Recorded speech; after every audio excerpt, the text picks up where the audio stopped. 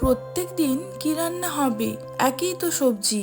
এটা আমরা কম বেশি সকলেই ভাবি, আর এই ভাবনাটা সেম ভাবে আমার আর মায়ের মাথাতেও আসে।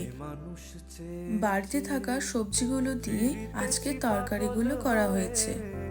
আজকের থালিতে রয়েছে কুমড়ো ফুলের বড়া, ছোট খয়রা মাছের ঝাল, বিউলির ডাল, পালং শাকের চচ্চড়ি, পটল আলু বড়ি সজনে ডাঁটা দিয়ে তরকারি, পমফ্রেট মাছের ঝাল আর আমগুড়ের চাটনি।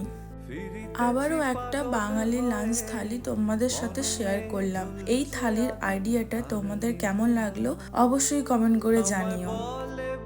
তোমরা যদি অন্য রকম থালির ভিডিও দেখতে চাও তো আমায় কমেন্ট করো, আমি চেষ্টা করব অন্যরকম থালির ভিডিও আপলোড করার।